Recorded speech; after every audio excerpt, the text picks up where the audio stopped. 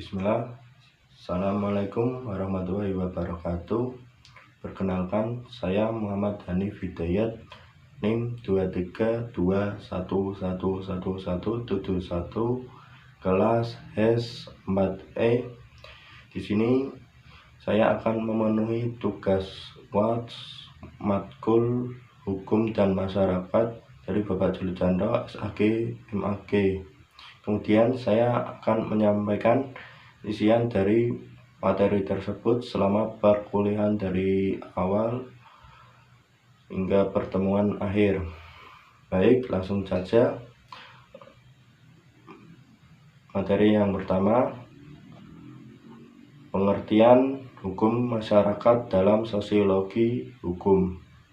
Nah, sosiologi hukum adalah cabang ilmu yang mempelajari hubungan antara hukum dan masyarakat.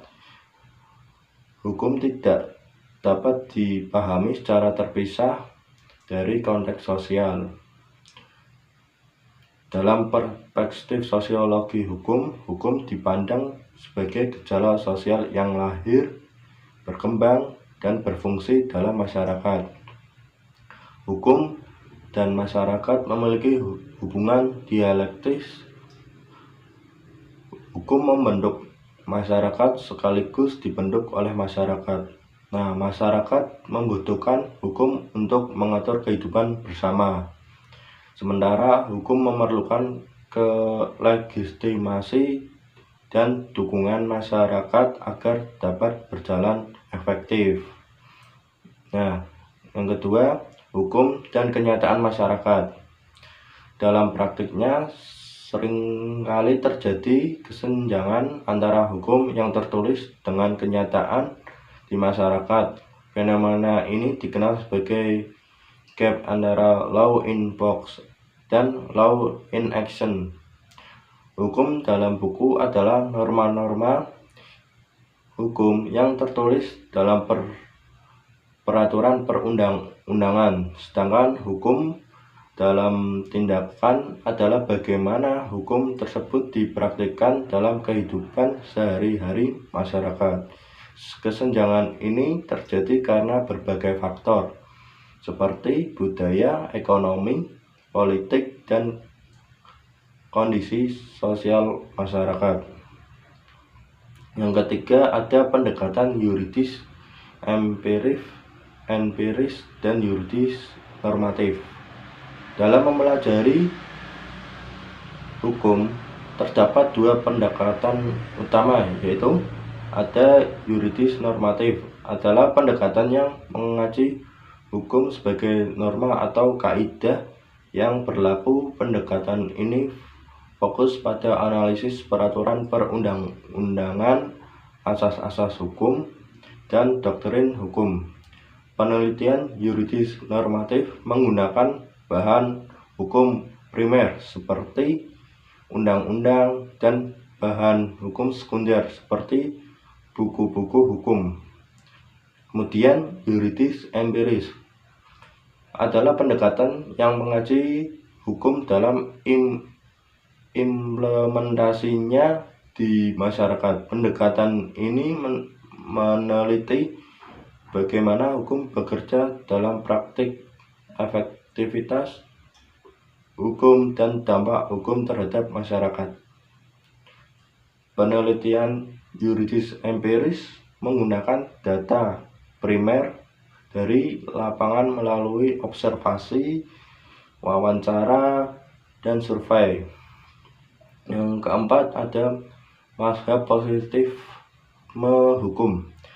Positivisme hukum adalah aliran pemikiran yang memandang hukum sebagai perintah penguasa yang berdaulat.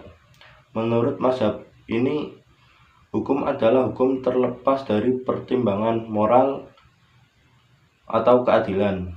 Tokoh utama aliran ini adalah John Austin yang mendefinisikan hukum sebagai command of severance.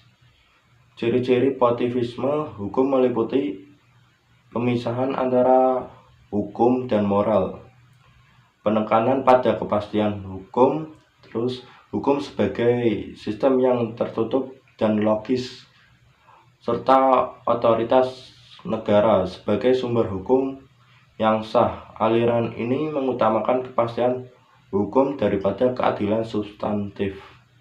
Nah, yang kelima, mazhab sosiologial jurisprudence, di mana alirannya dikembangkan oleh Roscoe. Mazhab ini memandang hukum sebagai alat rekayasa sosial atau law as a tool of social engineering. Hukum harus responsif terhadap kebutuhan dan kepentingan masyarakat. Pon menekankan pentingnya mempelajari hukum dalam konteks sosial. Menurutnya, hukum harus mempertimbangkan berbagai kepentingan dalam masyarakat dan mencari keseimbangan di antara kepentingan-kepentingan tersebut. Hukum yang baik adalah hukum yang dapat memenuhi kebutuhan sosial dengan efektif.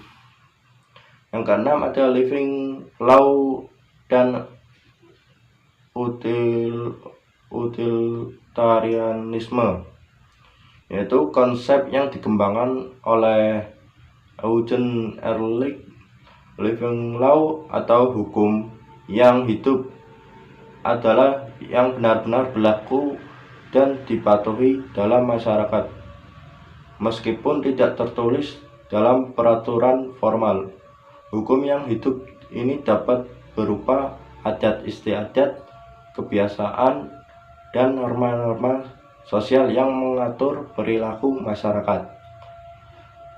Utilitarianisme adalah aliran yang dipelopori Jeremy Bentham dan John Stuart Mill. Menurut aliran ini, hukum yang baik adalah hukum yang dapat memberikan kebahagiaan atau manfaat terbesar bagi sebanyak mungkin orang. Prinsip utilitarianisme adalah the greatest happiness for the greatest number of people. Yang ketujuh ada pemikiran Emile Durkheim dan Ibnu Khaldun. Emile Durkheim di mana mengembangkan teori tentang solidaritas sosial dan hubungannya dengan hukum. Durkheim memberikan antara solidaritas mekanik dan solidaritas organik. Dalam masyarakat dengan solidaritas mekanik, hukum bersifat represif dan menekankan hukuman. Sedangkan dalam masyarakat dengan solidaritas organik, hukum bersifat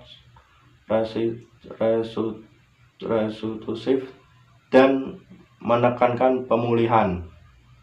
Kemudian Ibnu Khaldun yaitu pemikir muslim yang mengembangkan teori tentang siklus peradaban. Menurutnya, hukum terkait erat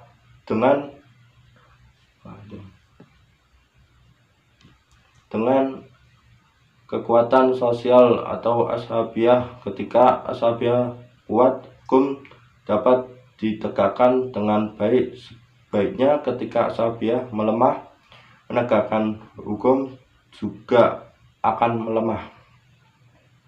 Yang kedelapan, pemikiran Max Weber dan Hart. Max Weber mengembangkan tipologi otoritas yang mempengaruhi sistem hukum. Otoritas tradisional, karismatik, dan rasional legal. Weber juga membahas proses rasionalisasi hukum dalam masyarakat modern, di mana hukum menjadi semakin formal, sistematis, dan dapat diprediksi. Hart mengembangkan teori hukum sebagai sistem aturan. Hart membedakan antara primer rules atau aturan primer yang mengatur perilaku dan secondary rules, yaitu aturan sekunder yang mengatur tentang aturan. Konsep ini memberikan pemahaman baru tentang struktur sistem hukum. Yang ke-9, efektivitas hukum, di mana mengacu pada sejauh mana tujuan hukum tercapai.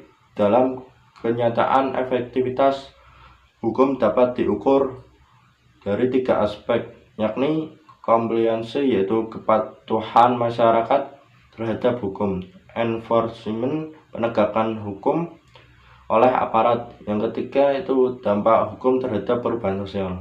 Nah, faktor-faktor memengaruhi efektivitas hukum meliputi kualitas substansi hukum, struktur hukum, lembaga dan aparat penegak hukum, terus budaya hukum masyarakat, serta faktor sosial, ekonomi, dan politik. Yang ke-10 itu hukum dan kontrol sosial. Hukum merupakan salah satu mekanisme kontrol sosial dalam masyarakat. Kontrol sosial adalah proses yang dilakukan masyarakat mempertahankan ketertiban dan mencegah penyimpangan. Selain hukum, mekanisme kontrol sosial lainnya meliputi norma agama, adat istiadat, moral, dan sanksi sosial. Hukum sebagai kontrol sosial bersifat formal, tertulis, dan memiliki sanksi yang jelas. Namun, efektivitas hukum sebagai kontrol sosial sangat tergantung pada dukungan mekanisme kontrol sosial lainnya. Yang ke-11, pluralisme hukum, yaitu di mana dalam satu masyarakat terdapat lebih dari satu sistem hukum yang berlaku secara bersamaan. Di Indonesia, pluralisme hukum dapat dilihat dari berlakunya hukum nasional, hukum adat, dan hukum agama secara berdampingan. Yang ke-12, hukum progresif, yaitu konsep yang dikembangkan oleh Satjipto Raharjo. Hukum progresif menegakkan bahwa hukum adalah untuk manusia, bukan sebaliknya. Hukum harus pro keadilan dan pro rakyat, bukan hanya pro prosedur. Karakteristik bukan progresif meliputi mengutamakan keadilan substansif daripada keadilan prosedural, berani melakukan terobosan hukum, responsif terhadap perubahan sosial, dan menempatkan kepentingan rakyat di atas kepentingan prosedur formal.